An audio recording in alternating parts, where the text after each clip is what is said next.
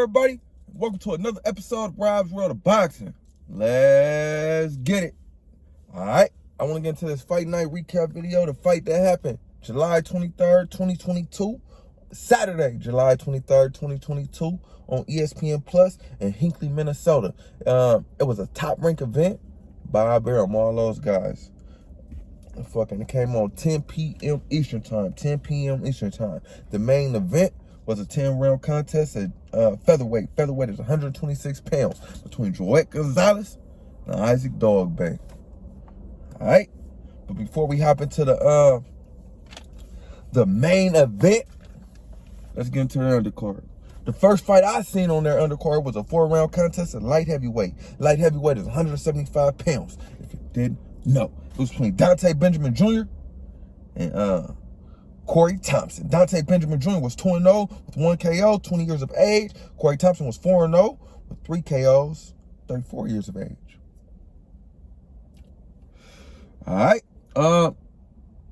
Dante Benjamin dropped Thompson twice in the first round before stopping him later in the first round from a nasty straight right hand, among other punches that he delivered.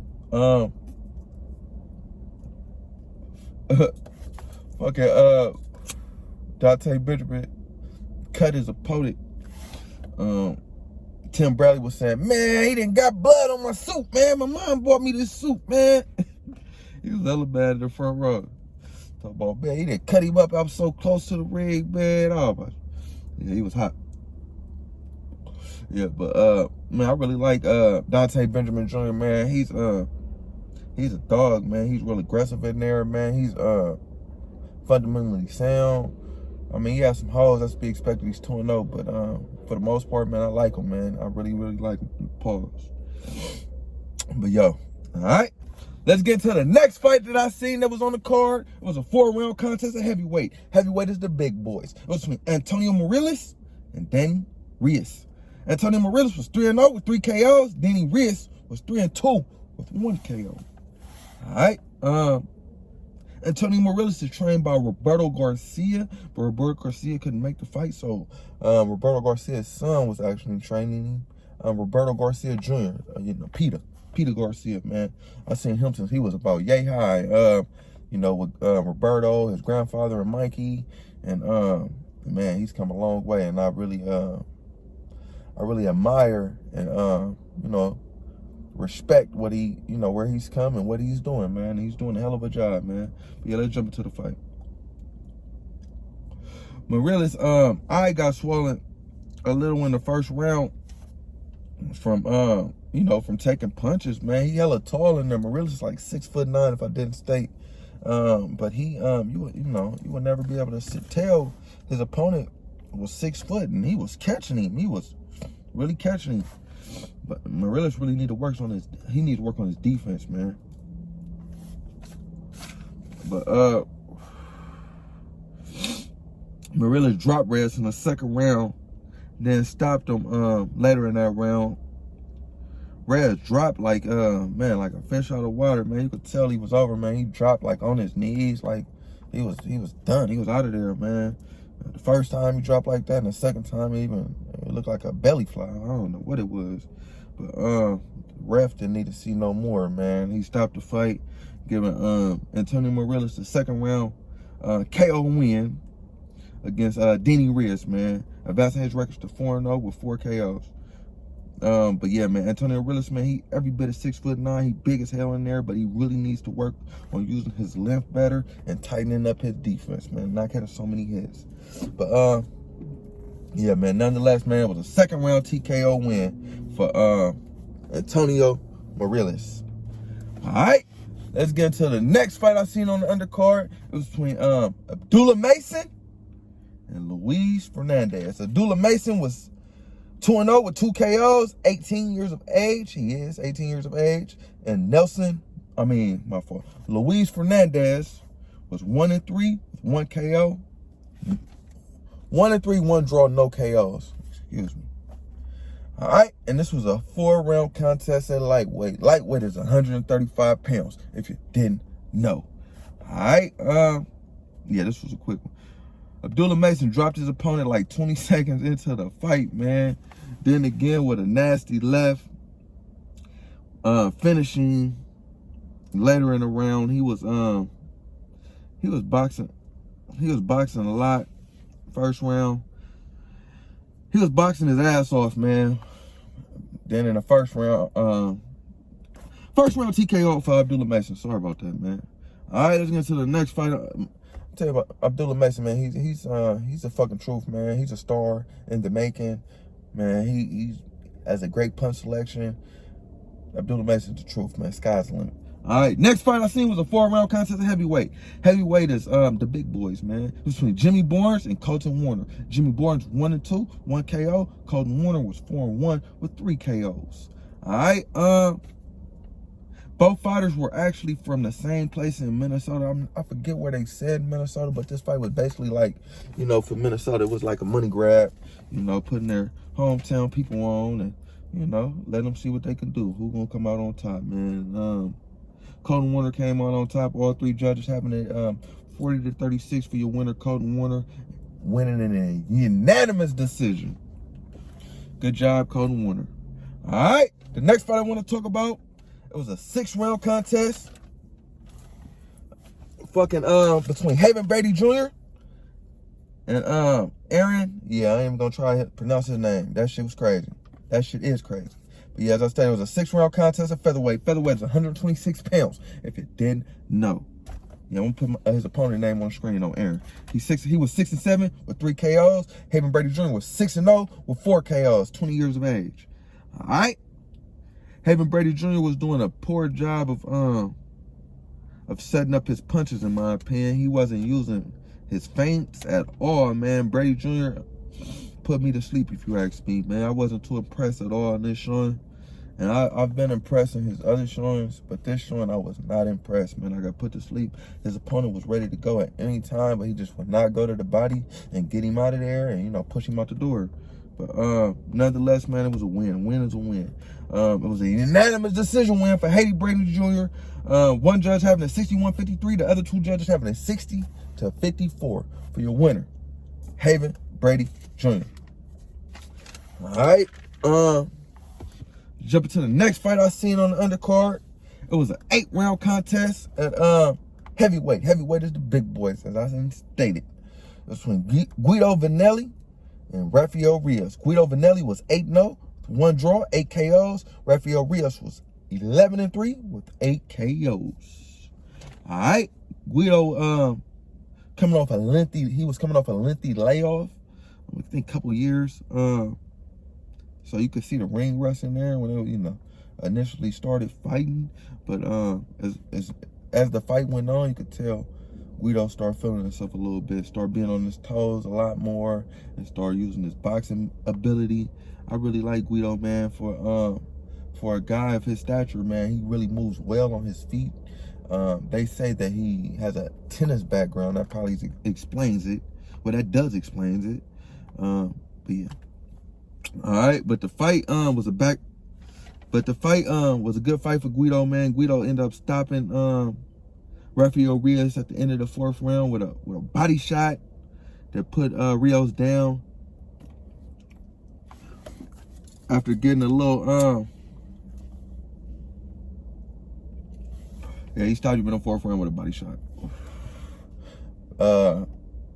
Vanilli, he looks good, but I still need to see more, man.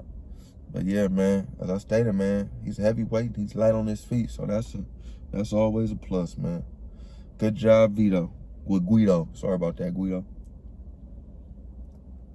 All right, let's get into the next fight I want to talk about. It was a 6-round contest at middleweight. Middleweight is 160 pounds, if you didn't know. Between Javier Martinez and Chino Hill. Javier Martinez was 6-0 with 2 KOs, 26 years of age.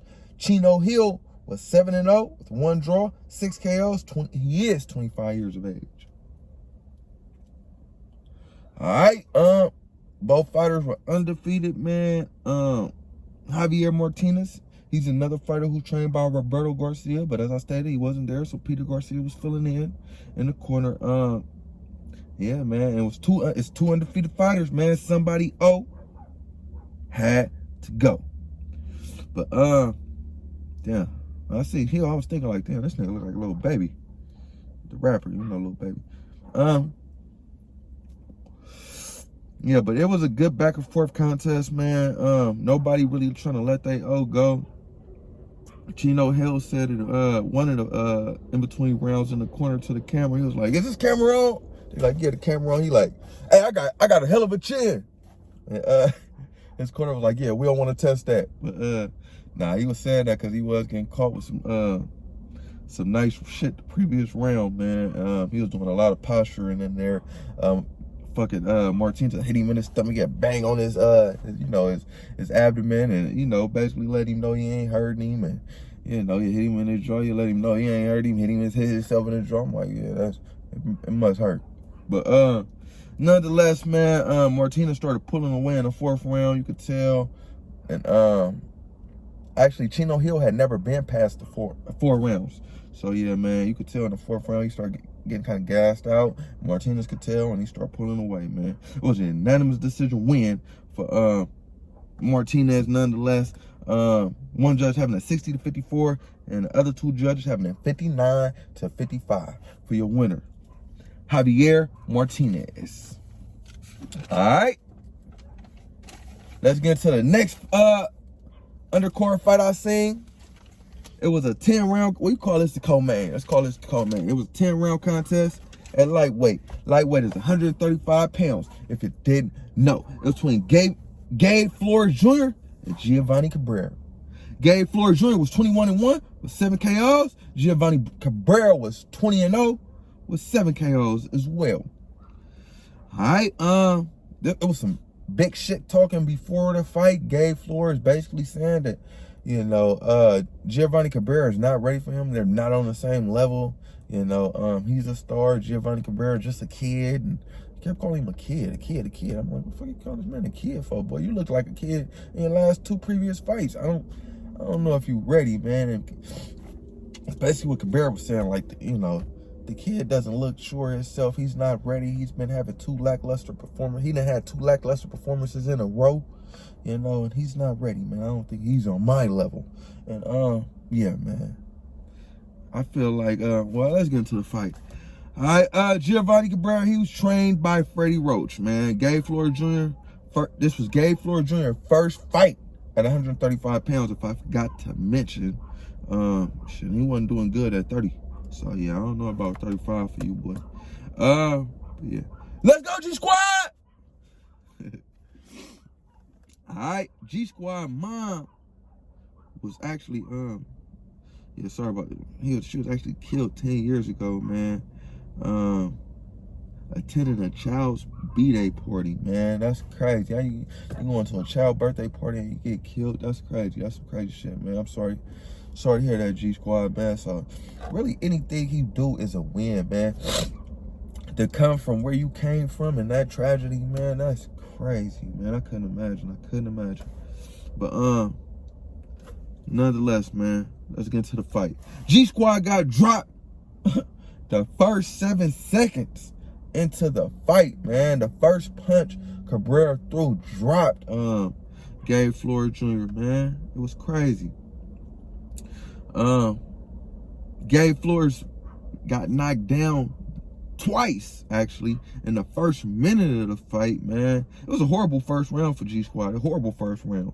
I ain't gonna lie, the second round got better for him. Flores' defense is just awful, man. I ain't gonna lie, man. He need to work on his defense, bro. And he's just not very good, man. He's not very good. I'm not gonna lie. G Squad got dropped again at the end of the 5th round, man. I was thinking to myself, man, his chin sucks, bro. Cause you can see him out there. He's really trying. He has heart. He has courage. He was coming back from the 2 drop, knockdowns early on in the fight, and he was even winning the 5th round. Then he just got caught, man. And his chin sucks, bro. In the 6th round, G Squad was looking sleepy as hell, man. But Cabrera didn't capitalize on it. Gabe Flores' left eye looked at a mess. you know, at this point in the fight, man, Glade Floyd Jr., man, he basically got his ass beat, man. He got his ass beat, and he had on some Highline trunks, man. Highline is a jewelry spot out here. You know, where I'm from out here, well, I'm from out that spot in Hayward, you know what I'm saying? And he went to, you know, I guess Hayward got, you know, a sponsorship from them, and he was getting his ass beat in they little sponsorship trunks, man. He had they trunks all on the mat, all, you know, getting all on his ass, man. But as I stated, man, he showed a lot of courage and heart, man. But courage and heart, man, it won't really get you no money in this sport, bro. So I feel like he kind of just lost his career last night, man. He lost in the unanimous decision. Well, it was a unanimous decision win for Giovanni Cabrera. All three judges having it the same, 98-89, a large ass gap right there. You know, probably from 3 knockdowns, 98-89 for your winner, Giovanni Cabrera, unanimous decision. Yeah, but I was thinking about Glade Floyd Jr., man. I really don't know where he goes from here, man. You know, you so young. You 22 years of age, and you know, you looking like you at the back end of your career, man. You looking like Miguel Burchell was just looking out here, bro. Fucking yeah, man. Shit. It might be back to Stockton. I'm actually in Stockton right now. Shit. It might be back to Stockton for you. Come chill with me. But shit, you did good, bro. As I stated, bro. Through all that tragedy, you got where you needed to go. And for Giovanni Cabrera, man, he put his name on the map at 135, you know. Or maybe Gabe Flores need to go back down to 130. Go do that, Gabe, and then come back to Stockton. But, yeah, Giovanni Cabrera, the sky is the limit for you, man. He put his name on the map at 135 for all the top lightweights, man. If you want to, you know, come see a Giovanni, he's waiting, man. He's waiting. But, yeah, man. It was a good fight, man. Giovanni Cabrera, as I stated, he's trained by Freddie Roach. So, yeah, man, he knows what he's doing in there. But, all right, let's get to the main event. It was between Joet Gonzalez and Isaac Dogboe. Sorry about that. Joet Gonzalez was 25-2 with 15 KOs. He's 28 years of age. Isaac Dogboe was 23-2, 15 KOs. He's 27 years of age. All right, let's jump into the contest. Round 1. It was good. Good job for Dogboe. Good. He showed good energy in there, and he was basically, it was a posturing round, but Dogboe won the posturing, and he landed some cool little punches in the first round, you know. So I got a first round to Isaac Dogboe. Round 2. Joet started backing Dogboe up, but Dogboe still had his moments, man, and he was still setting the tempo, in my opinion. So I gave the second round to Isaac Dogboe as well. Round 3, Dogboe was outboxing Joet Gonzalez, in my opinion. So I gave round 3 to Isaac Dogboe as well. Round 4, Joet was doing a better. This was a better round for Gonzalez, man. He was putting pressure on Dogboe, you know, walking him down. So I gave round 4 to Gonzalez.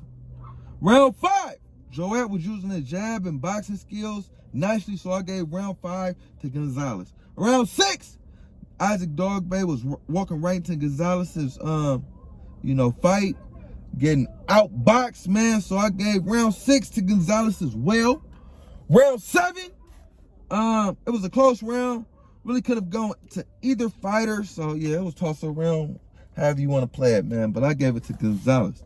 All right, round 8 was a better round for Dogboe, showing some get back and showing that he can get inside, you know, and you know, get back to what he was doing in the beginning of the fight, man. So I gave round 8 to Isaac Dogboe. Round 9, it was another back and forth round. Yeah, man, that round was a toss-up. I ain't gonna lie, that round was a toss-up. So you could have gave it to either fighter or gave it to Dogboe. All right, round 10 was another back and forth round, man. No fighter trying to give an inch. They both wanted this. Well, they both wanted it. Pause. But yeah, man, this was a good fight. Good back and forth fight from both fighters. Both fighters knew that this fight was basically, you know, their career, man, and they really couldn't afford to lose, man. So they were fighting like it. Yeah, man. I'm telling you, it was a close fight. It was so close. At the end of the fight, Andre Ward showed his unofficial scorecards. He had it a draw, you know, but as I stated, man, that scorecard was unofficial, man. The official judges had it. One judge had it 96-94 for Gonzalez. Another judge had it 96-94 for Dogboe. And the final judge had it 96-94 for your winner, Isaac Dogboe. Man, split decision win for Isaac Dogboe, man. As I stated, man, it was a close fight. And the judges' scoring indicated that, man. But no fighter should really be ashamed of, you know, their performance in a fight, man. They both, you know, let their nuts hang, you know, and left it all in the ring, man. Good job, both fighters. Matter of fact, good job, all fighters on the cards, because as I state in a lot of my videos, you can't play boxing, man. You can't play boxing. And I respect any fighter who get in there putting his life on the line to feed his family, man. You know, so yeah, man, good job, fighters, man. And good job, ESPN and Bob Arum, man. As I stated, man, Bob Arum, he does his shit with these cards, man. He's a Hall of Fame boxing promoter. Matter of fact, fuck it. He's the best boxing promoter to ever live, Bob Arum. Yeah. So put some fucking respect on his name, man.